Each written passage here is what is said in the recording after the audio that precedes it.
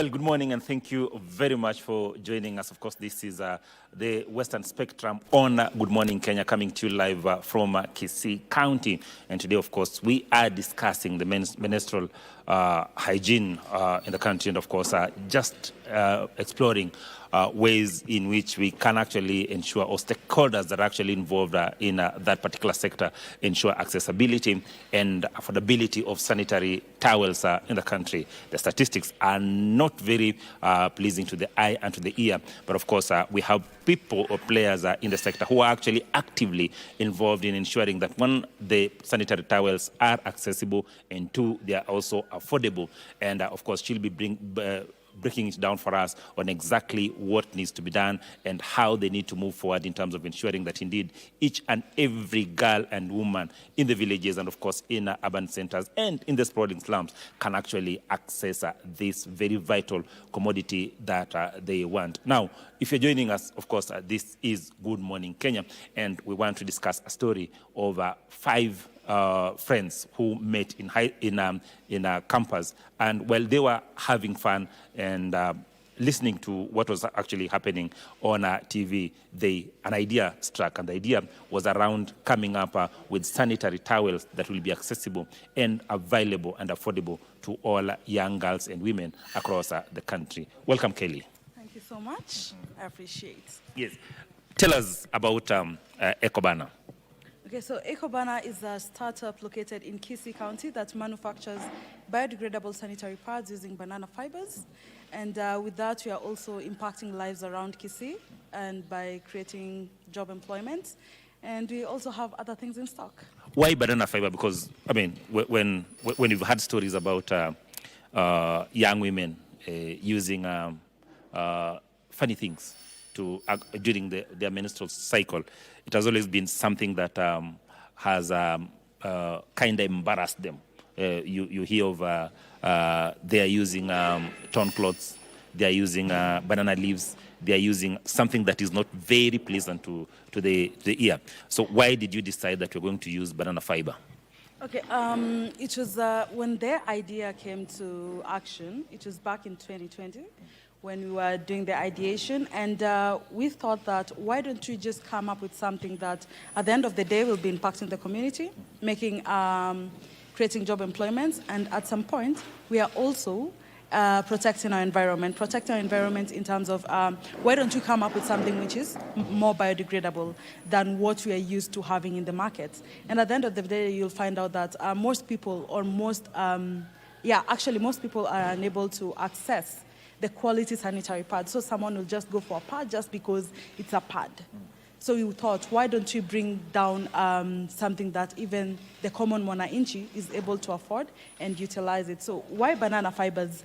We found that, from our research, we found that banana fibers are actually very absorbent, and they're also eco-friendly. And no matter which part of the country or which part of the earth that we will expand to, we will always find our raw material there. Plus, again, most of the farmers, most of them, they don't realize this, but once they harvest the fruit, most of the time they leave the trunks on the ground. And yes, at the end of the day, the whole trunk that has been left, it will decompose and the land will be fertile. But in the process of the decomposition, there's a lot of emissions of CO2 before it actually becomes that manure. And for us, we saw another man's waste could actually be our own treasure. And that is why we decided to take the fibers, the trunks. Once someone harvests, we come, take the trunks, come here, do everything, make our product, and at the end of the day, it's a win-win situation for each and everyone. It was not a walk in the park. You tell me that when you guys mooted this idea and you sat down and thought through the entire process and ultimately decided that you're actually going to start this particular project, one thing was actually lacking, and resources. Tell us how you actually managed to surmount those challenges to where you are now. So we realized that we were knocking on a lot of doors, but each and every time, it's like me coming here to you right now. You have not seen the package, you have not seen anything, and I just tell you, I can actually make a sanitary pad from banana fiber. Your chances of even giving me a coin or two for me to be able to implement that are very rare. So that is what happened. And with that, you just realize, why don't you use the available resources that you have and come up with something, at least a prototype, so that when we knock on these doors, people are able to listen to us, and they are actually able to see what you're trying to say, not just imagine everything. And with that, we were able to, with our first prototype, we actually used a blender. It was one of our blenders. That is what we used to mix the pulp. And we were able to come up with something that was close to our final idea, which we have today, and we were able to show to people. And we felt a lot of competitions, because we realized that, why don't you go to a huge audience instead of just one office where I'm just talking to you? Why don't I find a place whereby I can talk to multiple people at once? And at the end of the day, you never know who's going to be listening. So with that, we were able to actually start getting our funding, which enabled us first to buy or to fabricate local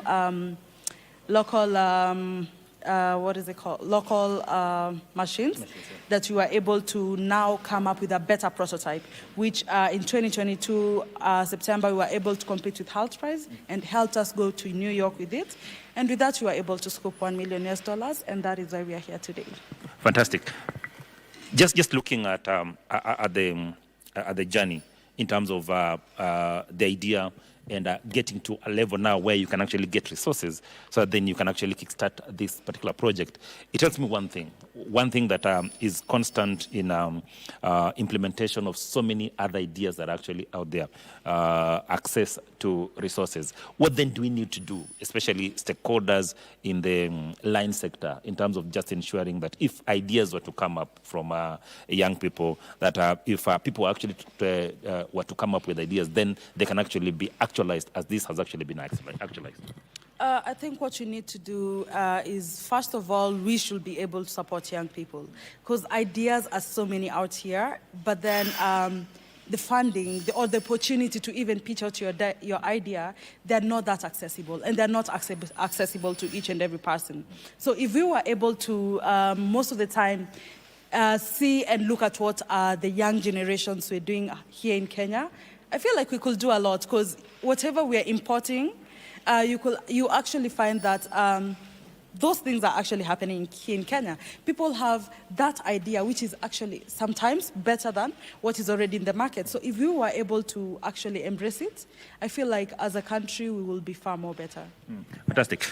Looking at from what you're actually just talking about in terms of ensuring that then there's need to actually put money to ideas so then they can actually be actualized. One thing that is constant in this journey of menstrual hygiene has been the fact that we talk a lot. We talk big in terms of access to sanitary towels, availability for this and affordability of these sanitary towels. But ultimately, we have left them to NGOs. We have left them to ad hoc activities in terms of people give out sanitary towels as a means of say, political mileage, as a means of endearing themselves to the community, rather than having a structured way in terms of ensuring that people can actually, one, get affordable and can actually access these sanitary towels as and when they want.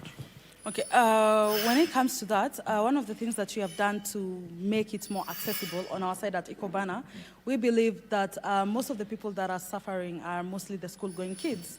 And with that, our perception, when we were coming out to the pad dispenser, we were like, what if you are in a boarding school, in the dormitory, but then your period just started? Because yes, when you're in your period, you can actually track and you can always move with a pad. But when you have not started, sometimes it's hard to know when it's coming. So we felt like if we come up with a sanitary pad dispenser, then we are able to help this kid. You're in the your pads are in the dormitory, but then you just started your menses. So what is the best action for you to do? Just take a 10 shilling coin, drop it inside this pad ATM, and one pad comes out, you are able to use it as you wait for the dormitory to be opened. Also, I feel like it can also work in public spaces, because we have also installed it in places like Maimayu, whereby you find that there are communities, but then the shops or the kiosks are very far away.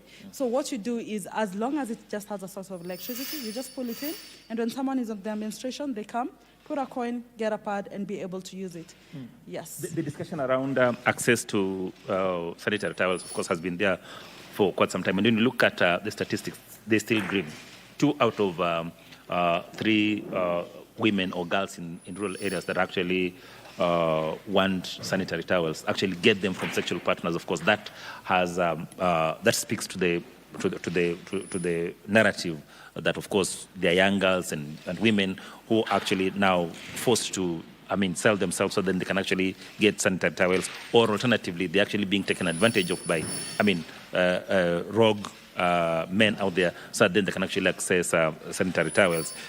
The question then is, how do we ensure that, apart from, of course, what Ecobana is doing, that across board, that women can actually access these sanitary towels. Of course, we know the 2027 Basic Education Act that actually compels the provision of sanitary towels in public schools, right? However, still, women are still suffering, young girls are still suffering. How then do we ensure that we surmount that challenge? Especially when it comes selling sex for parts. When we as the community, or we as the people who have already been there, who have already undergone through all these stages, I feel like, especially when you find out that sometimes you buy pads in bulk and just take to kids, after that you guys, you cook and all that, after that you just go home. I feel like we should introduce something like menstrual hygiene management. That's when we're not only just talking about the menstrual hygiene perspective, how a woman should be before, during and after periods, but you're also talking about how to not be corrupted by these people, and they're like, once we have sex with you, I'm going to be able to give you a part. But at the end of the day, really, does it even work? Because most of the time, these young girls, they're the same people that you'll find in the village, a young kid holding a young kid.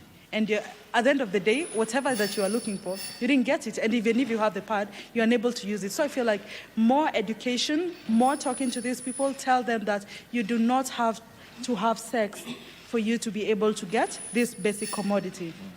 There are actually alternatives. Talk to your parents, talk to people around you. If you're in school, even talk to the teachers over there. I feel like education is the basic of everything. Them knowing that it is not a must for me to give into this, that is where the whole thing starts. Is it worrying that when you talk about education, is it worrying that just about 25% of girls out there can actually access that information from their mothers and, of course, parents and guardians?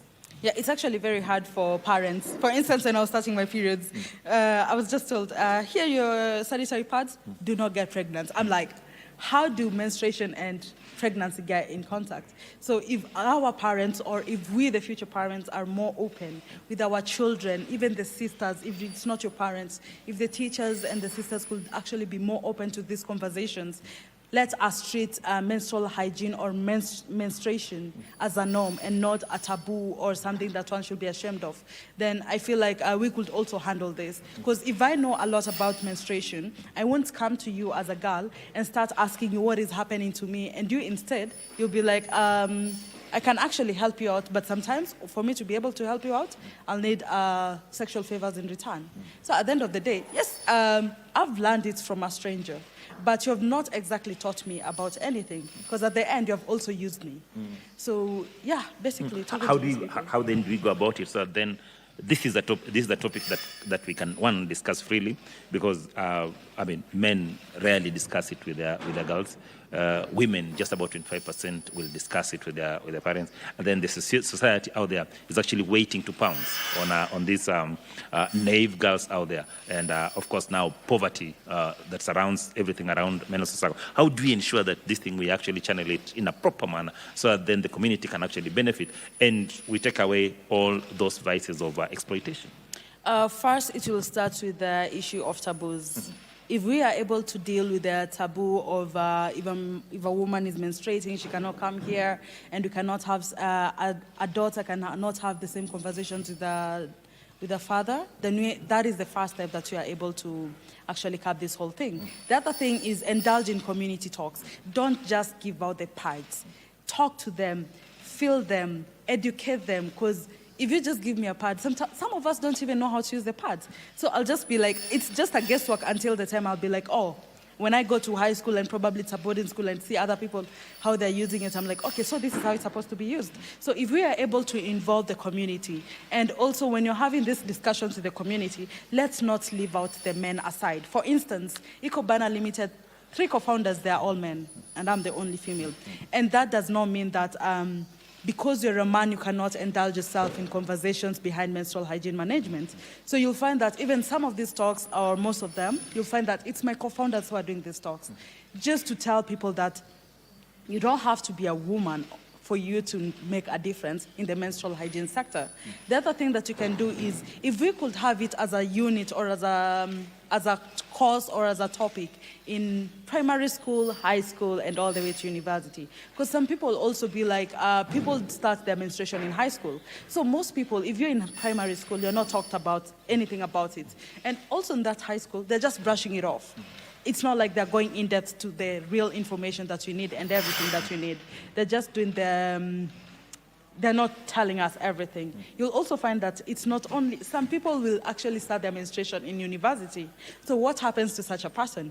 Primary, you are not taught. High school, you just brush around it. You just know there is blood, nothing much, and there is symptoms, nothing much about it. You don't know even how to take care of yourself and all that. So if we are able to introduce these courses just from primary level so that each and every person can be able to understand this, even when we are growing up, you'll find that at the end of the day, we are so good and we understand much more about our bodies as ladies, and you as men, you're able to support us. Because sometimes some of you guys, you'll be like, probably you guys are even faking. We don't know anything about this.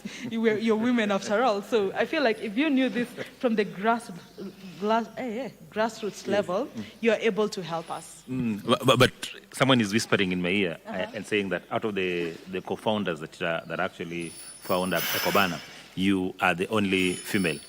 So you cannot necessarily say that that men are aloof, especially when it comes to this particular topic. Okay, that's actually... And also you can also tell us what was the discussion that you were actually having with these men to a level that now you decided that this is what we're going to do. Okay, coming up with sanitary pads with my co-founders who are men, it started when I have a personal story of dropping out of school due to lack of sanitary pad. And when we got to the university and we met as friends, as we were doing all this,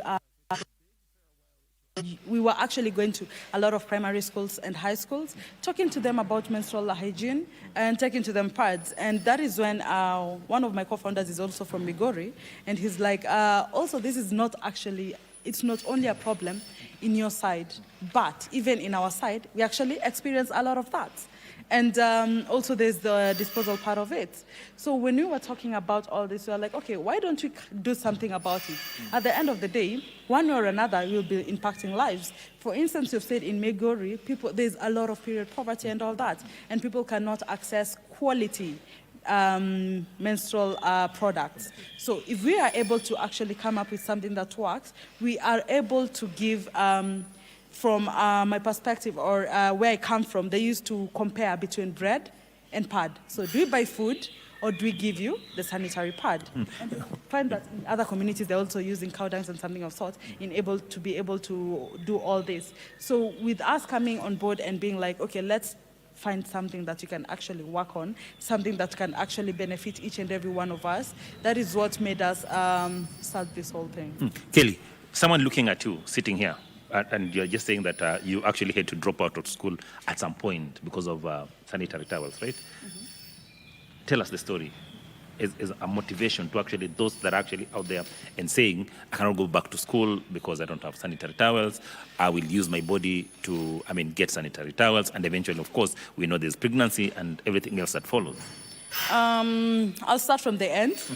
If you decide to use your body in order to get sanitary pad, at the end of the day, you'll end up with pregnancy. You're a child. We don't need a child to have another child. So of all the options that we have, I think that is the least of our options. And if it's too bad, extremely bad. I'm sure if you walk to a shop and tell that shopkeeper of what you're going through, even if she's selling, she might actually give you for free. Because at the end of the day, we are humans and we listen and we have emotions at the end of the day.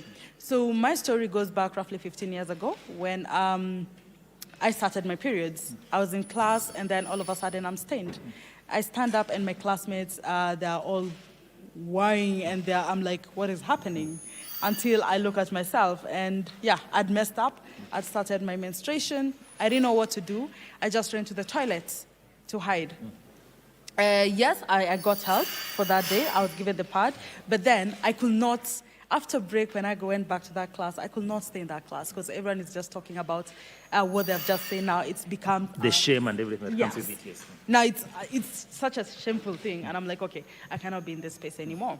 So now I have to go home, explain everything, and due to how I felt, due to my emotions, I was unable to continue with school for some time.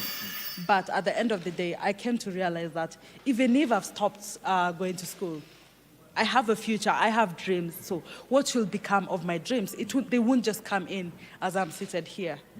I have to work towards them. So that means I have to go back to school. And for me, it went to a point that I had to change schools.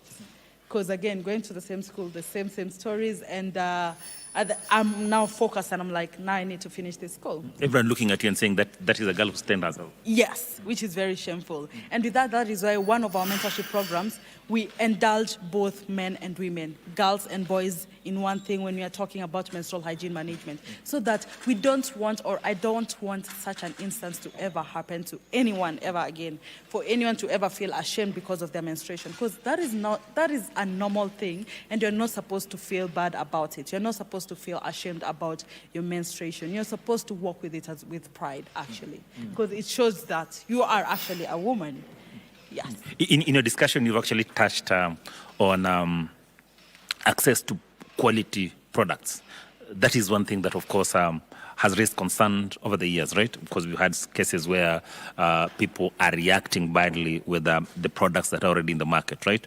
And at times we also know our systems are such that at times unscrupulous businessmen find ways of sneaking through products that have not actually been vetted properly and what have you, and they could be slightly cheaper than those that are actually already in the market, and that of course now will lead especially young girls and women who cannot afford these things to go for the cheapest in the market, right?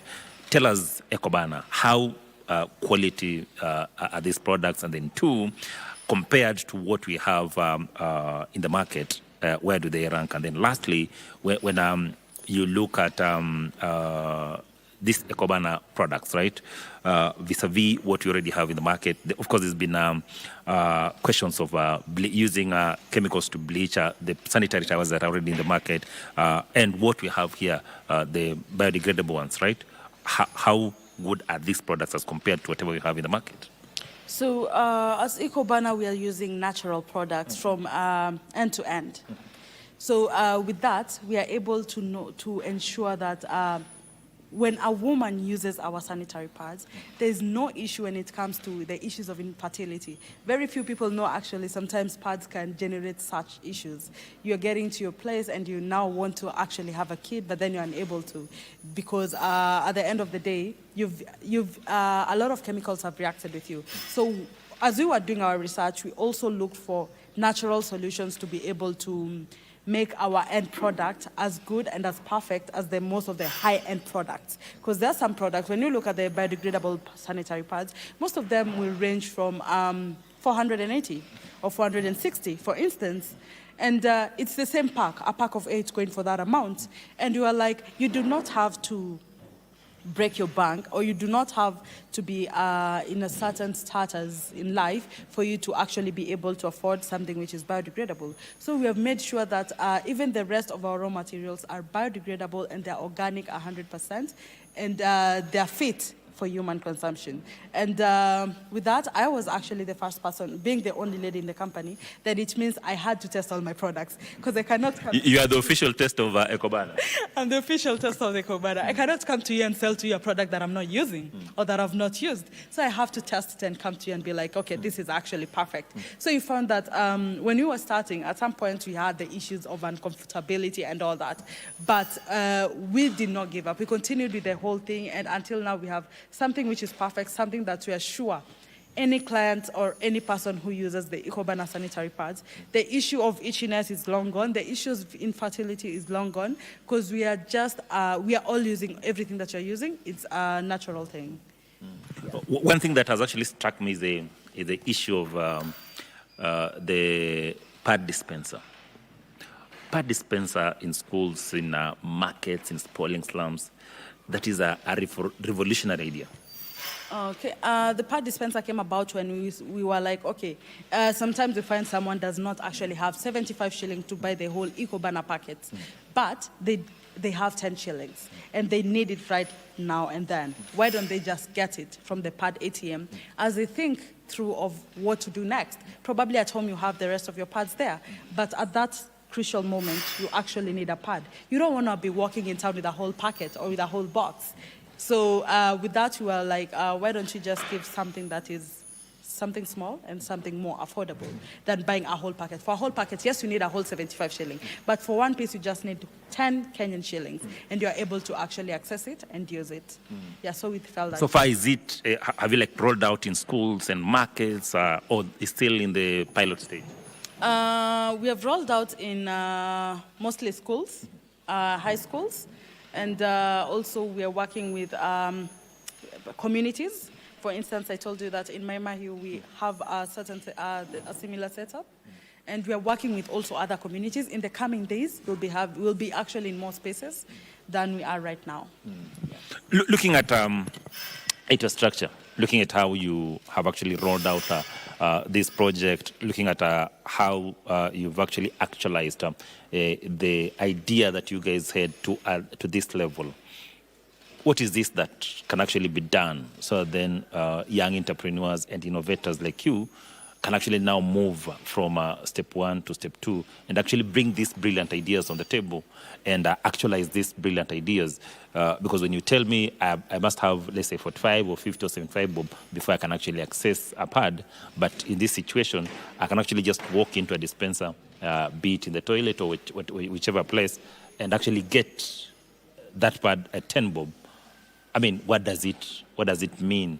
What needs to be done so that then we can actually roll out these things in large scale? First of all, for motivators out there, whatever idea that you have, the first thing is to not cocoon yourself with your idea. Because at the moment you say that, if I pitch my idea, they will take it, then you will never pitch to anyone. So that means until you work, you look for another side hustle that is able to fund your project, you're never going to move forward. So the first thing is to talk out. And for people who are already in business like Ecobana, what we need is support, first of all.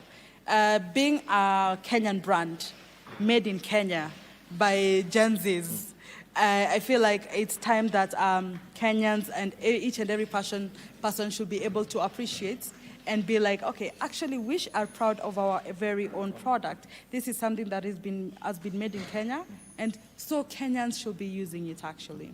And then we should also be accommodative when it comes to new innovations, when it comes to things like a sanitary pad dispenser. If you feel like your community, you can actually, if this pad dispenser, if it will be in your community, it will actually create more impact. Because at the end of the day, yes, there's a business aspect of it. Even if we give this pad dispenser to your community or we sell it to your community, there's the community, apart from just giving out the pads, there's also the business aspect of it. And you never know, but one can actually grow from such an innovation. So if we are open to more innovations, if we are open to young people, because some places you'll hear that they're too young, sometimes they don't know what they're doing, sometimes they're just doing try and error.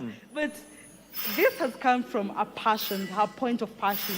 We're doing it first for the passion, not for the business. Because for you to be able to come up with something so beautiful like Ecobana products, it all starts with a passion. Do you have passion for it? Even our employees who are here.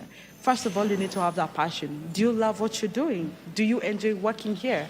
And such things. So if we could But we can also not rule out the issue of business. How many employees are you having here? And how much of an impact has it had in terms of just accommodating? Because when I came here, the young people were here and they're actually having their morning devotion, just praying before they actually begin to work.